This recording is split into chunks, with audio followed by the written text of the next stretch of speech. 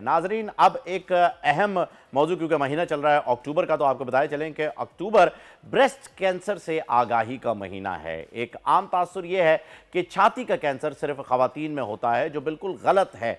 Breast cancer मर्दों को भी हो सकता है, इसलिए एहतियात और बर वक्त इलाज इंतहाई ज़रूरी है। अलबत्ता ये बीमारी औरतों में ज़्यादा पाई जाती है। दुनिया भर में खवातीन की 16% आबादी ब्रेस्ट कैंसर में मुब्तला है। हर साल ये मर्ज तकरीबन 20 लाख खवातीन को मुतासिर करता है, जिनमें से तकरीबन 15% खवातीन इस मूजी मर्ज के सबब मौत के मुंह में चली जाती हैं। खैर, यही इस वक्त अलमिया है और इसी सिलसिले में बात करने के लिए हमारे साथ स्टूडियो में मौजूद है, चेयरपर्सन हैं पिंक पाकिस्तान ट्रस्ट की, डॉक्टर जुबैदा। उन्हें वेलकम करते हैं। अस्सलाम वालेकुम डॉक्टर साहिबा, welcome to the show. Doctor साहिबा, सबसे पहले तो मुझे ये बताइए कि इस मर्ज की तशखीस जो है वो किस तरीके से होती है? सेल्फ एग्जामिनेशन, जिससे हमारी खवातीन भी जो है वो दूर हैं, और ये मर्द हजरात में भी होता है। ये मर्ज जो है ये मेरे लिए भी आज एक इंफॉर्मेशन की बात थी, क्योंकि मुझे भी इससे पहले आज से पहले नहीं मालूम थी ये बात। तो इन दोनों चीज़ों को मैं चाहूँगा कि सबसे पहले तो आप हाईलाइट करें, फिर हम क्योर की तरफ आएंगे कि सेल्फ एग्जामिनेशन से दूर क्यों है। सही, बिल्कुल ये बात काफ़ी लोगों के लिए नहीं होती है कि ये ख़वातीन के अलावा मर्दों में भी होता है, तो इसलिए आगाही जो है वो हर तरह से दोनों के लिए ज़रूरी है। तो इसलिए आवाम को ये बात तासुर देना ज़रूरी है कि सिर्फ ख़वातीन को इससे मुंसलिक ना रखें। और हमारे यहाँ जो अलमिया वो ये है कि औरतों को जो है वो मुंसलिक कर दिया जाता है और फिर जो है वो हम स्प्रेड नहीं कर पाते। डेडिकेटेड एक दे दिया जाता है कि ये तो है ही औरतों का मर्ज। तो आपने ये बात बहुत अच्छी की है कि सेल्फ एग्जामिनेशन यानी अपना खुद शख्सी मुआयना एक औरत जो है उसको करना कितना ज़रूरी है, क्योंकि स्क्रीनिंग यानी मैमोग्राम और अल्ट्रासाउंड की तरफ जाने में हमारी ख़वातीन को बहुत दिक्कत होती है। इस सेंस में महंगा है, बहुत प्रायोरिटी लिस्ट में नहीं होती सेहत ख़वातीन की। फिर क्योंकि एक पेनलेस डिजीज़ है, यानी इसमें दर्द बहुत आखिरी स्टेज में होता है, तो वो उस वक्त ज़रूरत महसूस नहीं करती जब उनको ज़रूरत होती है स्क्रीनिंग की। तो अपना शख्सी मुआयना यानी अपनी छाती का खुद मुआयना हर महीने में सिर्फ एक दफ़ा करना होता है हर औरत को, जब वो प्यूबर्टी की तरफ आ जाती है, जब माहवारी शुरू हो जाती है उसके बाद। और 5 से 6 मिनट का एक छोटा सा प्रोसेस होता है, जिसके लिए हमने बहुत सारी फैसिलिटेशन अपनी ट्रस्ट के तौर पे प्रोवाइड की हुई है कि हम अक्टूबर में सेशंस करते हैं। एक मोबाइल ऐप बनाई है पूरी, जिसमें देख करके आप का नाम बताइए, pink Pakistan, everything is pink Pakistan. Her Android पे या iOS पे हर चीज़ पे फ्री अवेलेबल है। डाउनलोड करें, उस पर स्टेप बाय स्टेप आपको पूरा मुआयना करने का तरीका मिलेगा, वीडियोज़ मिलेंगी। बहुत सिंपल सा तरीका है। मैमोग्राम और अल्ट्रासाउंड की तरह ना पैसे लगेंगे, सिंपली आपने घर में बैठ के अपना मुआयना करना है। इसकी सेंसिटिविटी उतनी हाई नहीं होगी जितनी कि मैमोग्राम और अल्ट्रासाउंड की होगी, बट एटलीस्ट बिल्कुल इग्नोरेंट रहने से एक 70 से 80% तक फिर भी जो है ख़वातीन इसकी वजह से जो है वो कम से कम डॉक्टर्स तक पहुंचती हैं और एक बर वक्त तशखीस की तरफ यानी इसे जो है वो फर्स्ट स्टेज के ऊपर जो है हम समझ लें कि इसे आप डायग्नोस कर सकते हैं। तो नाजरीन, सबसे पहले तो आप इस ऐप को जो है वो डाउनलोड कर लीजिए, ताकि आपको तरीक़ेकार पता चल जाए सेल्फ एग्जामिनेशन का कि क्या होता है और किस तरीके से जो है वो आप पता लगा सकते हैं कि आप में कोई तब्दीली आ रही है। ये चेक कर लीजिएगा। दूसरा, मुझे ये बताइए कि सेल्फ एग्जामिनेशन तो पूरा हो गया, अब इसमें डेथ रेशियो जो अभी हमने पढ़ा है, जो हमें पता चला है कि जी 15% जो है वो आपका डेथ रेशियो है, विच इज़ वेरी हाई। मतलब अगर हम बात करें तो it is higher than Covid.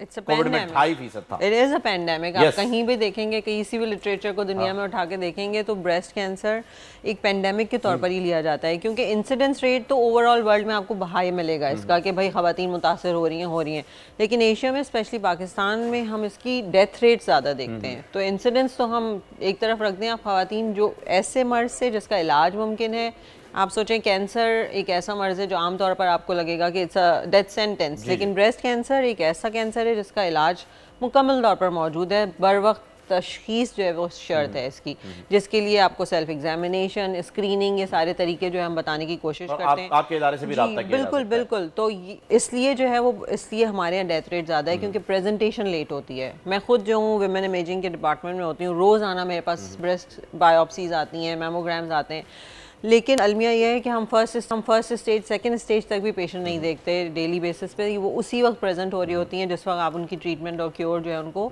नहीं उस तरह प्रोवाइड कर सकते जहाँ वो कम्प्लीटली ट्रीटेबल हो। तो मकसद यही है, आपके चैनल्स हैं सारी जगह से, ऐप है, जो भी सोशल मीडिया, उससे बताने का कि बर वक्त तशख़ीस शर्त है इस बीमारी के बर वक्त इलाज के लिए। अच्छा, मुझे ये बताइएगा डॉक्टर साहिबा कि ये होता क्यों है, क्या वजह बनती है इसके होने की, और इसे क्या इसके होने से रोका जा सकता है?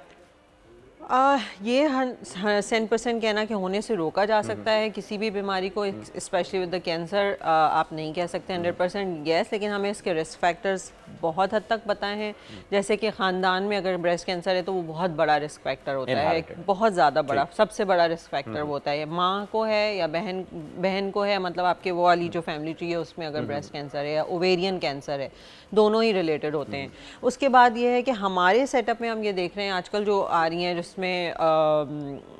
हार्मोनल चेंजेस जो हैं वो आजकल बहुत ज़्यादा उसके अंदर एक इन्वॉल्वमेंट है उसका, उसके life style, PCO is not related to that but life style हमारा जिसके अंदर लैक ऑफ एक्सरसाइज, उसके बाद खाना पीना, जो ग़ज़ा हमारी है वो इतनी ज़्यादा गड़बड़ हो चुकी है कि हम उसमें नेचुरल सारी अपनी ऑर्गेनिक इंग्रेडिएंट से हट गए हैं, तो ये एक बहुत बड़ा कंट्रीब्यूटिंग फैक्टर देख रहे हैं हम उसके अंदर। लाइफस्टाइल मॉडिफिकेशन जो है उससे हमने देखा है कि उसमें काफ़ी ज़्यादा बेहतरी आ जाती है, रिस्क फैक्टर कम हो जाता है। उसके अलावा बहुत सारी हैं जेनेटिक फैक्टर्स होते हैं जो कि कम होते हैं, लेकिन पहला बच्चा जिनको ज़्यादा उम्र में पैदा होता है जिन ख़वातीन की, यानी आप इंटेंशनली जो है ये वाली चीज़ें ना करें कि आप ब्रेस्ट फीड को आप इंटेंशनली ना करें, पहले बच्चे में आप स्पेसिंग इंटेंशनली कर रहे हैं। हार्मोनल ट्रीटमेंट थेरेपीज़ बहुत ज़्यादा लेते हैं लोग विदाउट डॉक्टर से वो किए हुए कि भाई हमें कितने अरसे के लिए लेनी है, बहुत प्रोलॉन्ग नहीं लेनी है आपने, बहुत ज़्यादा radiation, unnecessary x-ray, CT scans, ये सारी चीज़ें जो है कंट्रीब्यूटिंग फैक्टर्स। अच्छा डॉक्टर साहब, एक चीज़ और जो है वो मैं जानना चाहूँगा यहाँ पे, क्योंकि हमारी आवाम जो है वो आपको मालूम है कि उनका एक्सपोजर, मेजॉरिटी आवाम का एक्सपोजर बहुत ही लिमिटेड है। बिल्कुल घबराते हैं, डरते हैं, सबसे ज़्यादा बड़ा डर तो उनको ये होता है कि कहीं वाकई कैंसर ना हो जाए तो चेक कैसे करवाएं, इस डर की वजह से वो चेक ही नहीं करवाते। तो एक सवाल ये भी आता है कि क्या मदर फीड इसके अंदर इन्वॉल्व है, या वो कराने से या वो ना कराने से और उसे ज़बरदस्ती रोकने से ये फैक्टर बढ़ता है इसका, इसे भी प्लीज़ रहा है। बिल्कुल, मदर फीड कराना तो हर हाल में ज़रूरी है, बच्चे और माँ दोनों के लिए। आप अगर किसी वजह से अगर फीड नहीं आ रही है, इट्स अ डिफरेंट इशू, लेकिन बहुत सारी ख़वातीन ऑब्वियसली अगर वर्किंग होती हैं, कुछ और उनके प्रॉब्लम्स होते हैं, या कुछ सिर्फ अपनी फिजिकल फिटनेस की वजह से अगर फीडिंग नहीं करा रही हैं, so yes this is one of the risk factor. बहुत हाई रिस्क फैक्टर नहीं है बट है रिस्क फैक्टर के ब्रेस्ट कैंसर होने के चांसेस आपको बढ़ सकते हैं। तो बिल्कुल आपको इसको प्रमोट करने की ज़रूरत है कि फीडिंग कराएं। और ये बहुत बड़ा अलमिया बिल्कुल है कि इग्नोरेंस इस ब्लेसिंग में हम लोग रहते हैं कि पता नहीं चलना चाहिए। दूसरा ये कि सोशल टैबू बहुत बड़ा है ब्रेस्ट कैंसर हमारे यहाँ, जैसे अभी हमने जिक्र किया कि मर्दों में भी होता है बट मर्द भी से इग्नोरेंट रहते हैं, तो फीमेल को एक टैबू बना देते हैं कि she must have done something wrong, यानी कि कोई कंटेजियस डिजीज है, कहीं से किसी को लग गई है। ससुराल की तरफ से ये बड़े प्रेशराइज किया जाता है इस चक्कर में बहुओं को कि भाई तुमने तो ये गलत कर दिया होगा, या तुमने ये जो मैंने तो आपको मदर फीड वाली बात एग्जैक्टली वो छुपाती हैं कि उनको कोई अगर फील भी हो रही है चीज़ तो वो फिर नहीं बता पाती। हम इतना उनको लिवरेज ही नहीं देते कि वो अपनी चीज़ें डिस्कस कर सकें, कि वो अर्ली प्रेजेंट कर सकें। तो वो फिर रख के जब वो जाहिर है जब तकलीफ बर्दाश्त से बाहर होती है तो फिर वो जब ही प्रेजेंट करती हैं। क्योंकि आपने अभी बताया कि जी ये पेनलेस प्रोसेस है, लेकिन एंड में जा करके इसमें जो है वो पेन होता है, तब तक केस बिगड़ चुका होता है। अच्छा, अब इसके क्योर की तरफ आते हैं। जरा ये बताइएगा कि किस स्टेज के ऊपर इसका क्योर इजी होता है और किस स्टेज तक जा करके हम एक्सट्रीम ट्रीटमेंट की तरफ जाते हैं, विच इज कीमो या फिर और भी कोई ऑपरेट वगैरह की तरफ बढ़ेंगे हम। और इसकी बायोप्सी का प्रोसेस भी बता दीजिएगा कि क्या सेम है? बिल्कुल देखिए, शुरू ये होता है कि ऑपरेशन अगर आपके पास प्रेजेंट हुआ है, किसी भी कुछ चीज़ें होती हैं। एक तो हमें गांठ का, हर एक को ये होता है कि ब्रेस्ट में गांठ का महसूस, लम्ब का महसूस होना, लेकिन इसके अलावा भी बहुत सारी चीज़ें होती हैं, जैसे निपल का अंदर की तरफ धंस जाना, स्किन में, ब्रेस्ट की स्किन में चेंज आना, क्रैक पड़ जाना, निशान पड़ जाना, बहुत सारी चीज़ें, रैशेज़ होना। तो ये सारे भी कभी कभी कैंसर के ही सिम्टम्स होते हैं, नॉट ऑलवेज बट हो सकते हैं, इसलिए उनको इग्नोर नहीं करना है। कि बस लंप ही महसूस होगा तभी जाना जरूरी है।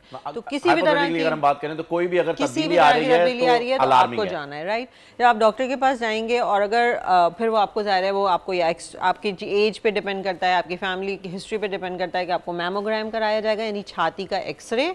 और ये मैं यहाँ पे बिल्कुल बताना ज़रूरी समझती हूँ कि मैमोग्राम छाती का एक्सरे जो है वो कराने से कैंसर नहीं होता या नहीं फैलता। अच्छा, एक बहुत बड़ा इबाम है हमारे यहाँ, इसलिए लोग मैमोग्राम रेडियोलॉजी से तो दूर ही बात नहीं, इससे हो जाएगा। तो ये अगर नहीं कराएंगे तो आप डायग्नोसिस की तरफ नहीं जाएंगे, या अल्ट्रासाउंड कराएंगे। फिर अगर खुदा ना खास्ता उसमें कुछ आता है तो वो आपको बायोप्सी के लिए डॉक्टर भेजेगा, उसके लिए लोग नहीं आते कि बायोप्सी कराएंगे तो फिर कैंसर जो है वो फैल जाएगा और हम ये भी एक तासुर है। हाँ, ये तासुर है कि जी ट्यूमर फट जाएगा अगर हमने बायोप्सी के लिए भेज दिया तो। लेकिन ये जरूर बताना जरूरी है कि बगैर बायोप्सी के तशखीस नहीं होगी और ट्रीटमेंट शुरू नहीं होगा। एग्जैक्टली, क्योंकि उसकी नौइयत क्या है ये बायोप्सी बताएगी। तो बायोप्सी बिल्कुल सिंपल प्रोसीजर होता है, सिर्फ नीडल डाली जाती है, उसके अंदर कोई सर्जरी कोई कट कुछ भी नहीं होता। So it's just a simple 5 minute. ये तासुर और मैं आपसे क्लियर करवाना चाहूंगा कि लोगों को लगता है कि जी ट्यूमर में से कोई एक पीस निकाल लिया जाता है। मैं आपको बताऊं, लोग हमारे पास आते हैं वो कहते हैं कि आप हमारा इलाज करेंगे, ऑपरेशन करेंगे, हमें क्या बेहोश करेंगे? नहीं भाई, हम कुछ भी नहीं करेंगे, सिर्फ एक लोकल एनेस्थीसिया देंगे, एक सुई डालेंगे और 5 मिनट आपको सैंपल दे देंगे जो लेबोरेटरी चला जाएगा। So it's a sample test जो कि ज़रूरी है।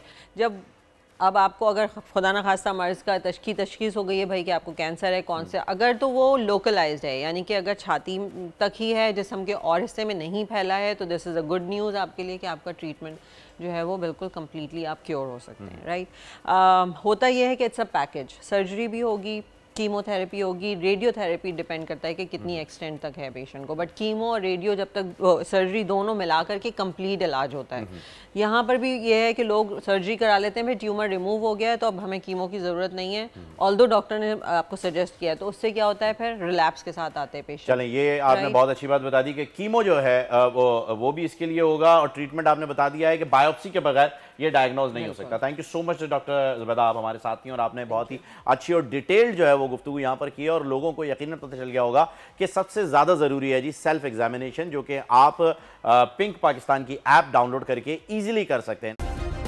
सब्सक्राइब करें और बेल दबाएं ताकि कोई खबर रह न जाए।